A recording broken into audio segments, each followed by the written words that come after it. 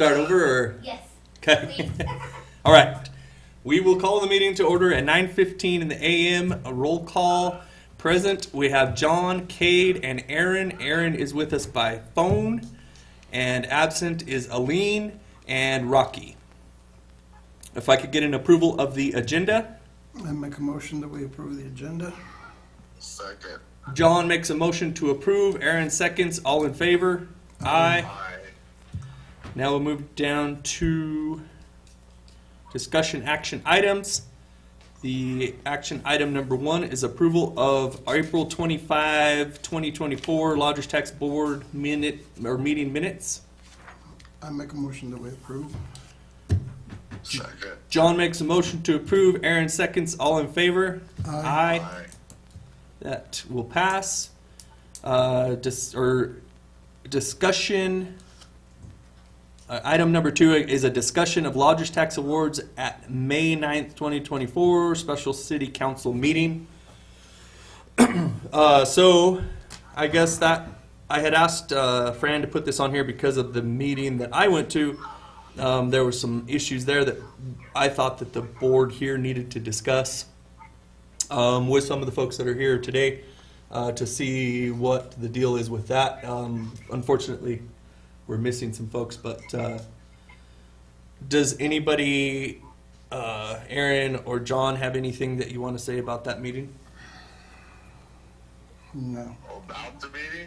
Yeah, or anything that you want to, I can be your voice here if you want to say something, but I have some stuff I'm going to say too, so. The one thing I have to say about the meeting is if they're going to have a Lodgers Tax Board, and then they have a city council that goes against it without legitimate reason, why do we need a board? So if that will, I don't know if anyone's picking up my Aaron on the phone through my microphone, but his concern is why would the city need a Lodgers Tax Board if there's a city council that'll go against what the board recommends? And I've expressed, we've talked about this for years, and I have the same concern. And so I don't know. I know that in order to do the lodgers tax by the state statutes, I think there has to be a board. Right. Just put the microphone closer To the phone. Yeah, when you talk. I can put it on that one. How's that? Yeah, whichever one works. So anyhow, so we've talked about that before. At the end of the day, I guess, and I understand what Aaron's saying, it is up to city council. Now, the problem that I have is that we have a board that consists of business people and lodgers from the city, and a lot of people that have been on this board for a long time that understand how these things work and understand what organizations bring people into town and what doesn't. Now, if we make a recommendation, it should carry some weight with city council. In this case, it did not. It was like we were there for, I guess, just to stand up in front of city council. I don't know. But that to me is a problem. When you have somebody in city council that doesn't understand those types of things and is not an expert in lodging in this city, as far as I know. I don't think any of the city councilors own any hotels. I could be wrong. But as far as I know, they don't. That's a problem when they feel that they know more than this board. Well, the city council's not even business people except Fred. He's the only one that's ever been in business, and the mayor himself. Right.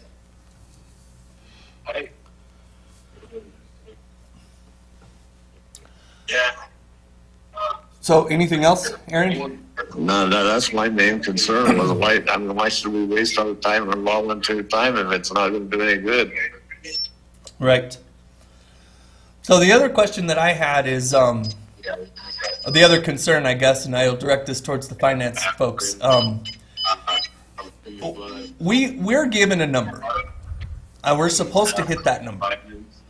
And then we go to city council and all of a sudden it's like free for all, just Oh, no. Those people deserve every bit that they asked for. And then all of a sudden, yeah, you're right. This city council person, oh, yeah. You have to hit the number that we were given. And you're jumping over that number right there as soon as you do that. Unless you're going to go back and cut one of the other organizations that we have suggested has a certain amount. So my question is, this came up before. I think there was one other time that Scott Gray told me, because when he used to go to the council meetings, they always went with the board, except for one time. And I think he was kind of upset about that. And he came here and he said, the next time that we do these recommendations, we as a board should just recommend that each and every organization get every cent they want. Don't even try to hit the number. And then let city council figure it out. If that's what they want to do, why are we wasting our time calculating, figuring this crap out, and then they just flat out say, no, let's just give them whatever they want. So I guess my question is, what happens if we're giving $350,000, say they give an extra $10,000 to somebody, so we're at $360 all of a sudden. Where would that money come from? And I know that you're going to say, well, there's probably going to be a little more in lodger's tax. Say there wasn't. Say it was $350,000. That's what we had. If that were the case and we didn't have the extra funds, because we would have to take it out of the city's general operating fund.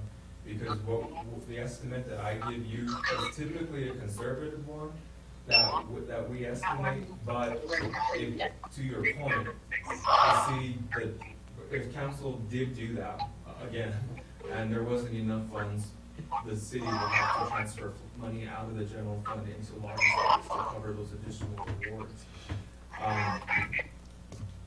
We strongly advise them, Andrew has talked to them about the advisory board's role and the recommendations that you make and why you're giving that pot. And they've been strongly advised not to go higher or lower than your recommendation. I mean, lower they can, but not to go any higher than what's recommended, because you guys are giving us set amount that we're going to use, that we're going to embed in the budget for the next fiscal year.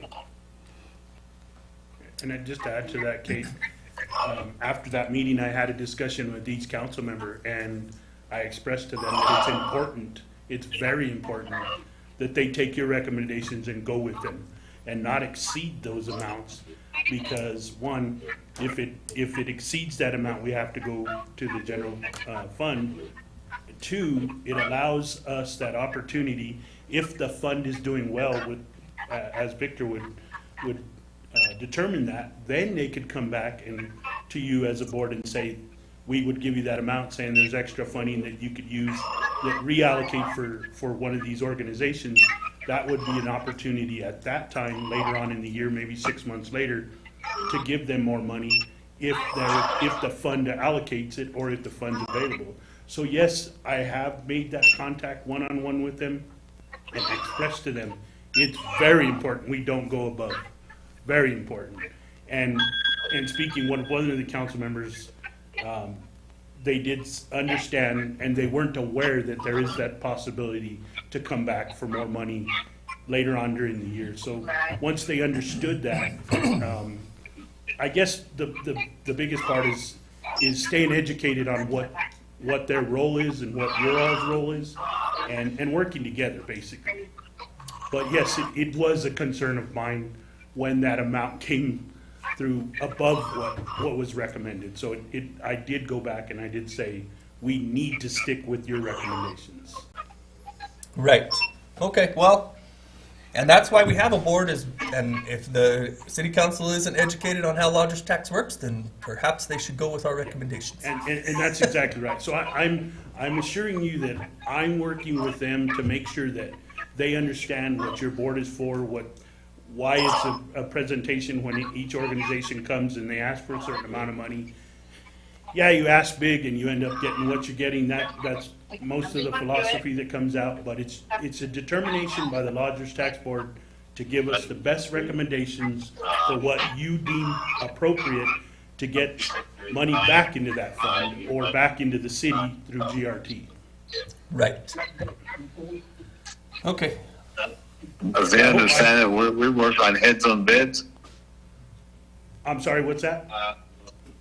So they I said, you work on the assumption that we do, heads and beds is what we concentrate on. Absolutely, sir, and that's how, one of the questions, Kate, that night you came up with about the Cibola Arts Council, and I listened, and I understood what you're saying that they're necessarily not an entity that brings heads and beds, but we hope that if they're not that type of revenue, that they are revenue with gas money or food money that they stay in. That's kind of that turnaround, but that's what the lodger's tax is there for, that if it's not, if it's not heads and beds, then you know what, there's another way. How do you do as the entity to get those people to stay the night? That's your responsibility as the entity, not you as the lodger's tax.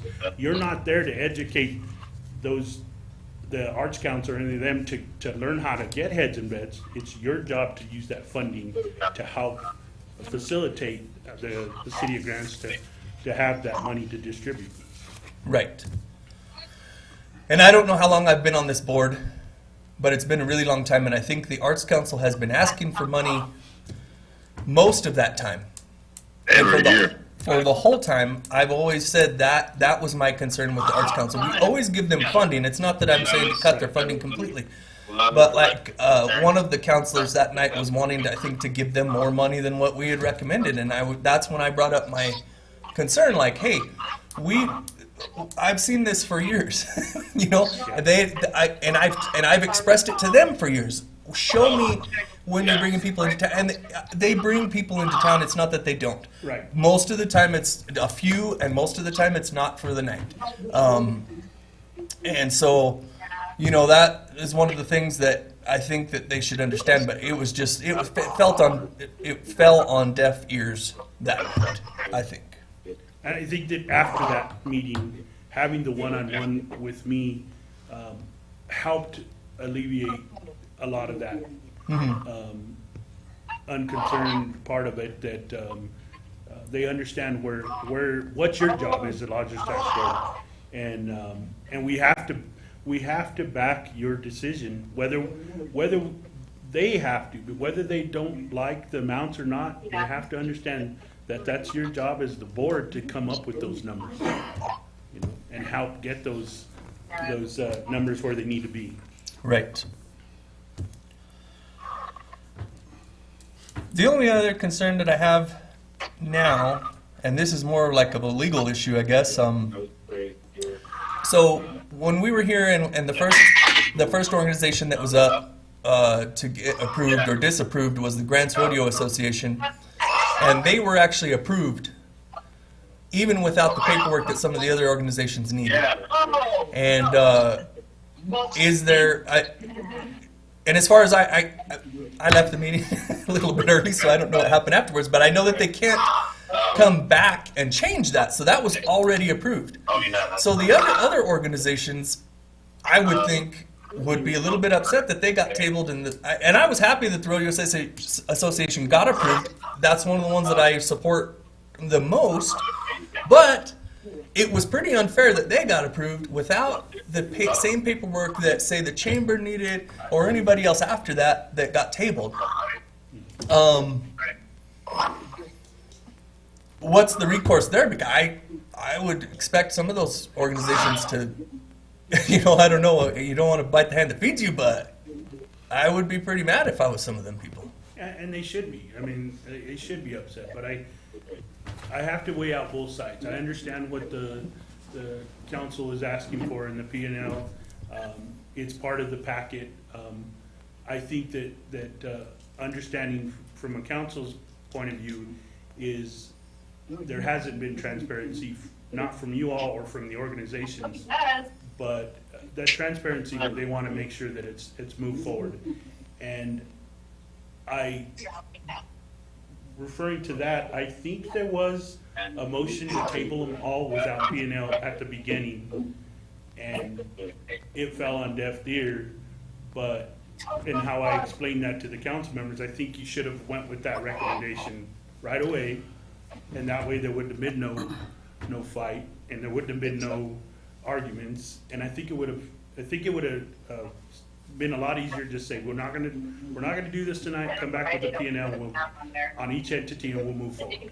But teeter-tottering back and forth with, we're gonna approve this one without a P&L, we're not going to with this one, you know, it did leave them unbalanced, and that was something I expressed with the council, that we have to be better and uniform, period. If we want your organizations to be transparent, then we need to be uniform in how we're asking.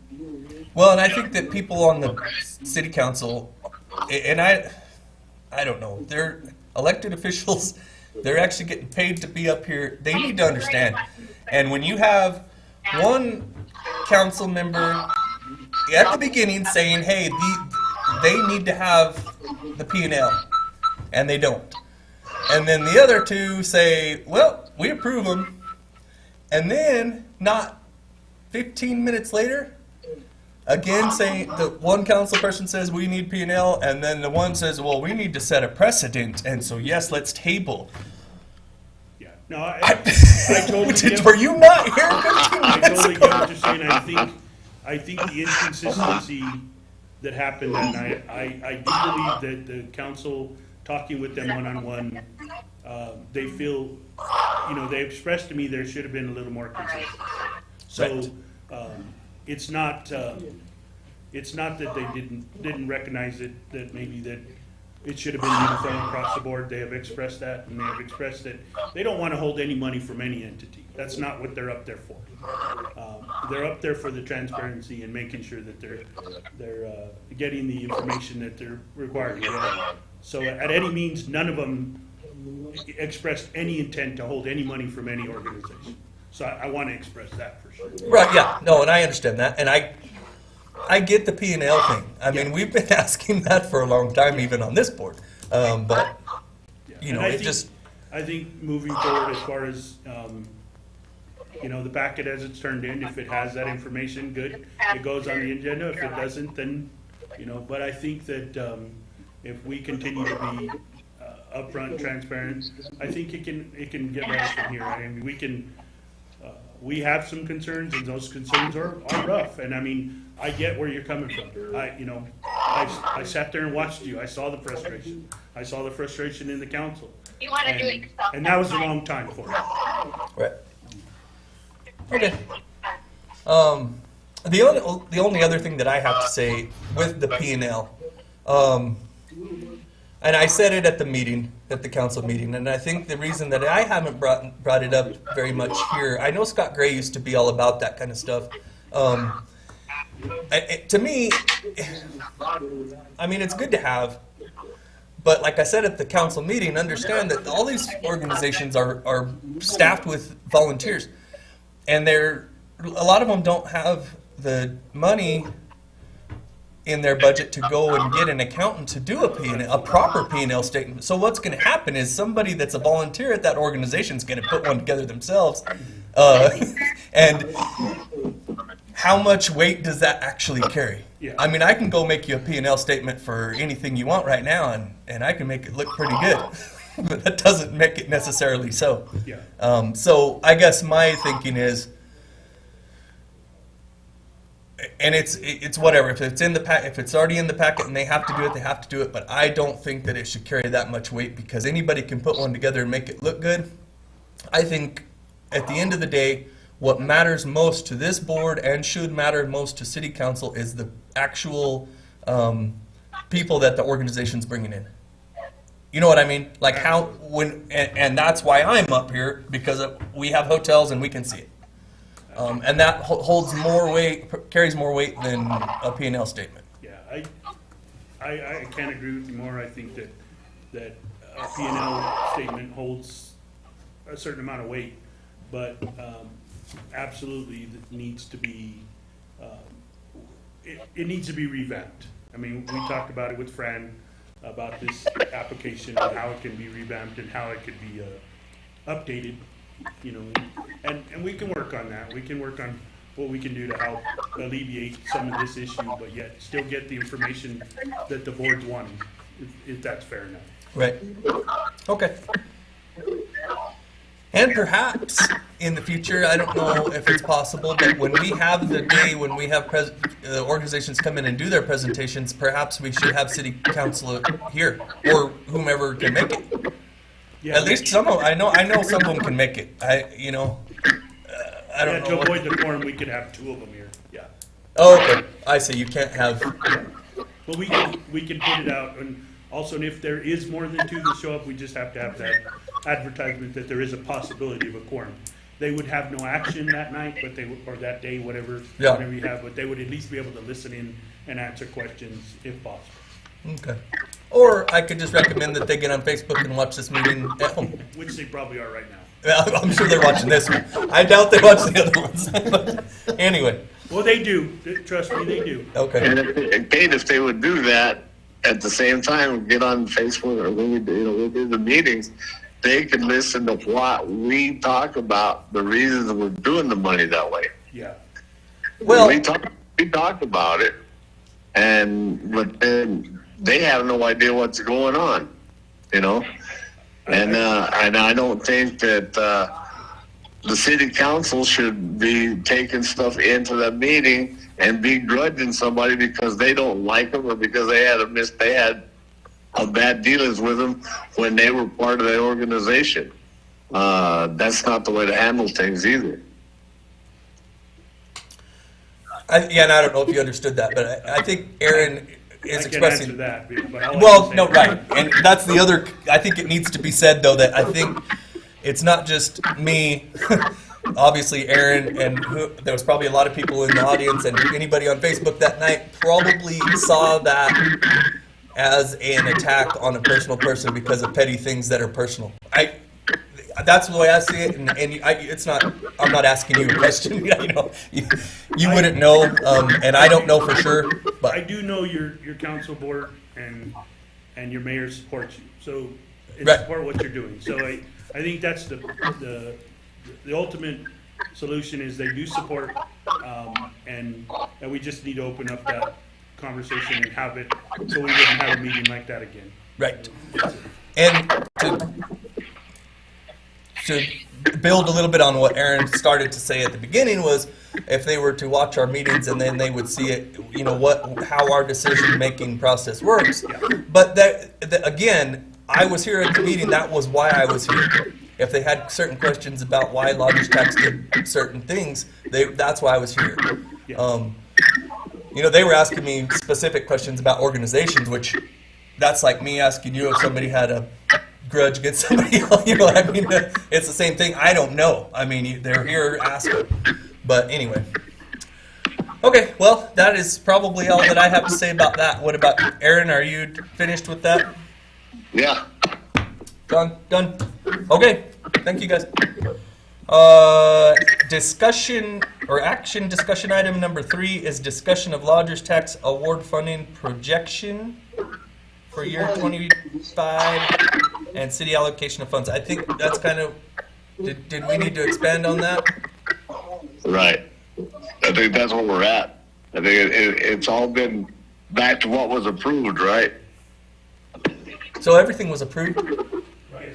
last night. Based on your recommendations, but I also wanted to let you guys know too, because I was doing a review of the funds. And we have some extra cash that you guys can make a recommendation of how to spend it. I know last year with some additional funds, the city ended up awarding it to, I think the Grand Story Association, that they needed a Water truck or something, yeah. So we bought that. So if there was another organization that needed help with purchasing their asset for that purpose, then you guys could make that recommendation for that award. But in total, we have some unused funds for this fiscal year. One is the bike rally. Main Street wasn't going to have their event, but I'm not counting those funds in until we close the fiscal year. But right now, we probably have an additional $60,000 that you guys could make recommendations on. Okay. And then, to help you guys going forward, because when I give you the estimate and when you've gotten in the past, that's what gets locked in. That's my best guess of what I think we're going to do through the year, but it doesn't show what actuaries are.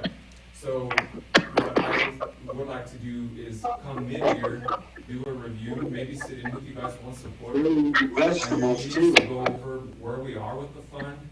Are we doing better or worse than expected? And then come that second half of the year, if we're doing better, then we can, allocate more funds that these organizations can receive. Okay, Yep. sounds good. And then, so the extra that we have left over, there was at least one organization that did get more than our recommendation, right? Was it only one of them? Yes. Only one? So then that money will come out of whatever we have left over. We'll take that out of the city's portion. Oh, okay. So whatever, I'll do a review of what's in excess of what you guys recommended, and I'll adjust that out of the city's portion, that's what we use. And I think, part of your agenda items, you talked about the city allocation of funds. So the majority of the pot is given to you guys for recommendation, or to recommend for these organizations. And then there's parts of the city with goals for, I think last year, the manager at the time wanted to have city events based on council's appetite at the time for us to host. And then we also are looking at, for this next fiscal year, there's some improvements that are being done at the golf course to repaint it. We need some more equipment in our kitchen. We also have to pay which this gets tricky for you guys because, and I think the chamber tried to add this into their proposal, and that's why it seems so high. But the city of Grants, with some agreement with the state, has to pay, whether that be lodgers tax or general operating fund, for the utilities and maintenance of the mining museum building. So there's a portion of the city that goes to that. I think the other priority that Andrew and I were discussing in terms of improvements is this amphitheater, or the stages next door. They're falling apart and they need to be rebuilt.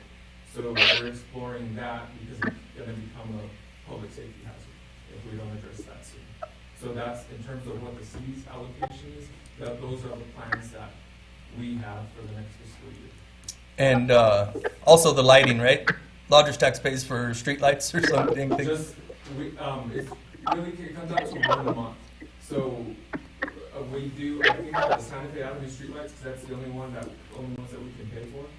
I think it's about 20 or 25,000. So, and this year we allocated 50,000 towards the streetlights. But you're right, so we do a portion for that too. Okay. Yeah, I knew we paid for something.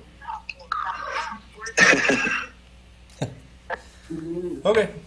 I think that's it then on that one. Aaron, are you good? I'm good. John, good? Okay. Thank you. Down to action item number 4, approval of the invoices for the winter quadrathlon in the amount of $3,373.21. I make a motion to approve. Second. Aaron makes a motion to approve. John seconds. All in favor? Aye. Aye. Aye. That will pass. Action item number 5 is approval of the invoices for the winter quadrathlon. Why do we have 2 of those? Yep. We turned in April, so because of the presentations, Fran asked if we could move the April a month forward. So that's April, May's. That's why there's 2 of them. Okay, so the one that the one that we just approved was That was for the April. April, and then this one is for May. Correct? Right.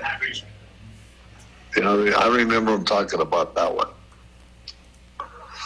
Okay. All right. So, action item 5 is approval of invoices for the winter quadrathlon in the amount of $6,222.97. I make a motion to approve. Second. John makes a motion to approve. Aaron seconds. All in favor? Aye. That will pass. Action item number 6 is approval of invoices for Grant Cibola Chamber of Commerce in the amount of $8,470.78. I make a motion that we approve. Second. John makes a motion to approve. Aaron seconds. All in favor? Aye. That will pass. Action item number 7 is approval of invoices for the New Mexico Mining Museum in the amount of $6,545.43. I'll make a motion that we approve. Second. John makes a motion to approve, Aaron seconds, all in favor? Aye. That will pass. Action item number 8, approval of invoices for Cibola County Historical Society in the amount of $1,370.05. I'll make a motion that we approve as well. Second. John makes a motion to approve, Aaron seconds, all in favor? Aye. Aye. Aye. That will pass. Action item number 9, board meeting dates. So apparently we have the June meeting scheduled for the 20th. Fran is asking if we can move it to the 27th, which would be the last Thursday of June. If That's any- fine. That's fine with me. It's Yep. fine. It'll work with me too, I think. Hopefully I'll be in town. So, do we need to make a motion on that? That one I'm not sure about. We'll just do it just in case we need to. I'll make a motion that we move the meeting to June the 27th versus 20th. John makes a motion. Second. Aaron seconds. All in favor? Aye. That will pass. So, the next meeting will be on the 27th as opposed to the 20th. Okay. Any comments that anyone wants to bring up? Do we still have a director of the chamber? No? You want the job? No. No, thank you. Okay, if nobody else has any comments, this says the next meeting is scheduled for June 20th, but we just changed that to June 27th, 2024. All paperwork for the final payout for the fiscal year is due Thursday, June 13th, 2024. I just need a motion to adjourn. I'll make a motion that we Motion approve. adjourned. John makes a motion to adjourn. Aaron seconds. All in favor? Aye. Aye. Aye. All right. Thank you, folks. All right, escape. All right. Thanks, Aaron. Later.